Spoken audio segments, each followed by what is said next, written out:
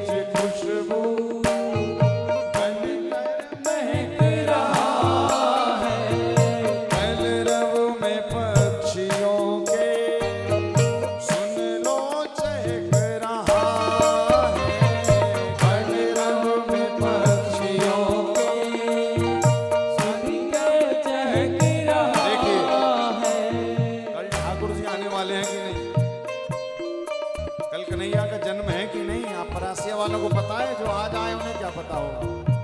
अब कई तो बेचारे सोते सोते आ रहे हैं 2-3 बजे, आपको बता दूं, कथा प्रतिदिन 2 बजे शुरू हो जाती है।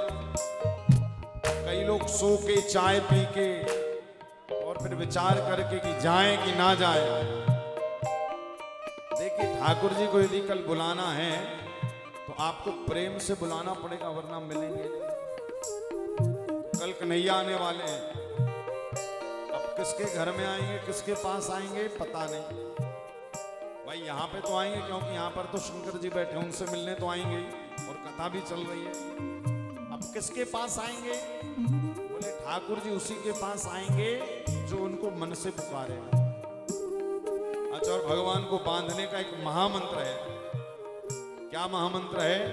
हमारे ब्रजवासियों के पास है वो महामंत्र, और वो महामंत्र का नाम है श्री राधा। जब भाव से एक बार हम कह देते श्री राधे, तो ठाकुर जी आ जाते हैं।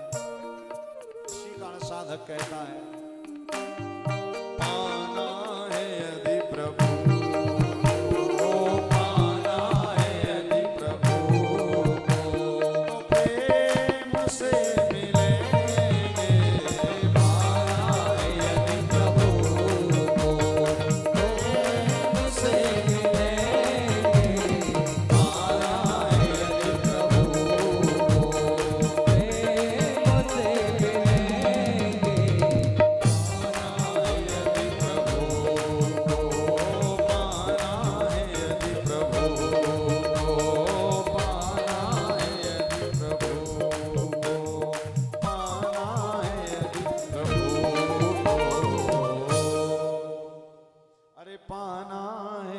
प्रभु को तो प्रेम से मिलेंगे। पाना है यदि प्रभु को। भागवत का मंगलाचरण यही कह रहा है, अपने अंदर मात्सर्यता पैदा मत करिए, अपने अंदर सबके प्रति प्रेम रखिए। यदि आप सबके अंदर प्रेम रखेंगे ना तो फिर आनंद आपके जीवन में बढ़ेगा। हम लोग हरिद्वार में जब कुछ रोगियों के बीच में सेवाएं करने जाते हैं ना, तो वो रोगी लोग बताते, बोले महाराज जी जब लोग यहाँ पर सेवाएं करने आते हैं तो हमसे घृणित भाव रखते हैं। तो मैंने कहा देखिए रोग, अब इसमें रोगी की क्या गलती है यदि उसको कोई रोग हो गया है? भाई आपके घर में आपके बेटे को, आपकी बेटी को यदि बुखार आ जाए, सर्दी आ जाए, तो क्या आप उससे घृणित भाव रखते हो? नहीं रखते। क्यों? अभी तो उसके पास जाके उसकी सेवा करते हो। क्यों करते हो? क्योंकि वो आपका बेटा है, आपकी बेटी है, आपका पति है, आपके पिता है, आपकी मां। तो भागवत का ये धर्म यही कह रहा है, केवल घर का बेटा बेटा, बाहर का बेटा बेटा नहीं। सनातन धर्म कह रहा है सार्वभौम की भावना रखिए। इसी कारण हमारा भारत विश्व, हम इसी कारण हमारा भारत देश ये नहीं कहता कि भारत का कल्याण हो। जब हम लोग नारे लगाते हैं तो क्या कहते हैं? विश्व का कल्याण। धर्म की जय हो, अधर्म का नाश हो, विश्व का कल्याण। ये नारा पता आपको किसने दिया था? हमारे भारतवर्ष के धर्म सम्राट ब्रह्मलीन स्वामी श्री करपात्री जी महाराज ने इन लाइनों को लिखा था। धर्म की जय हो, अधर्म का नाश हो, प्राणियों में सद्भावना हो और विश्व का कल्याण हो। हमारा भारत देश कौन सा देश है जो केवल अपने लिए जीता है? नहीं, जो सार्वभौम, सबके लिए एक साथ सोचता है। इसी कारण हम भी कथा सुनते हैं, भगवान के मंदिर यदि जाते हैं, ठाकुर जी का चिंतन यदि करते हैं, तो सबसे बड़ा धर्म क्या है? सबसे बड़ा धर्म है अपने अंदर से अपनी मात्सर्यता को खत्म करना। मात्सर्यता यानी मैंने सीधी शब्द में कहा ना, जलन, उसको आप दूर कर दीजिए, फिर देखिए आपके जीवन में चमत्कार। तो ये जाएगी क्या? अच्छा, कई लोग कहते बोले महाराज जी हमने बहुत प्रयास कर लिया, अभी तक गई नहीं, द्वेष गया नहीं। तो आप कथा सुनना शुरू कर दो। ये भागवत जी क्या करते हैं? ये भागवत व्यक्ति के मन का श्रृंगार कर देती है। भागवत यूं समझो हमारी सबसे बढ़िया माँ है। जैसे माँ अपने बेटे का श्रृंगार करती है कि नहीं करती? भाई बेटा बाहर से धूल में खेल कर आया, पूरे शरीर में धूल मिट्टी लग रही, कीचड़ लग रहा है, और जब कीचड़ धूल मिट्टी से सना हुआ बालक आएगा, पिताजी उसको देखेंगे तो मन तो करेगा पिताजी का कि इसको गोद में उठा लो, किंतु पिताजी उसको गोद में उठाएंगे नहीं। क्यों? क्योंकि उसके शरीर में धूल मिट्टी कीचड़ लग रहा है। क्या कहेंगे पिताजी? जाओ अपनी माँ के पास। फिर जब बेटा माँ के पास जाएगा तो माँ कुछ भी कर रही होगी, माँ क्या करेगी? कीचड़ से सने हुए, धूल से सने हुए अपने बेटे को पहले गोद में उठाएगी, चिपकाएगी, पुचकारेगी, फिर बढ़िया उसका स्नान कराएगी, श्रृंगार करेगी, तेल काजल जो भी लगाएगी, बढ़िया सिर में चोटी लगाएगी, साफ सुथरे कपड़े पहनाएगी। जब वो बालक साफ सुथरा तैयार हो जाएगा, रेडी, फिर जाकर के पिताजी की गोद में दे देगी। और जैसे ही सजा हुआ पिताजी अपने बेटे को देखेंगे तो पिताजी दोनों हाथ करके कहेंगे, आ जा मेरा प्यारा सा लाला। ठीक उसी तरह जब व्यक्ति पाप के कीचड़ से युक्त रहता है, जब व्यक्ति के अंदर जलन की, द्वेष की भावना रहती है, तो बिहारी जी आपको हाथ बाहर करके चाहते तो हैं कि इसको गोद में ले लूं, किंतु ये अभी गंदा है। तब ठाकुर जी कहते तुम जाओ कथा सुनो, पहले कथा पंडाल में बैठो, भागवत रूपी मां तुम्हारा श्रृंगार करेंगे।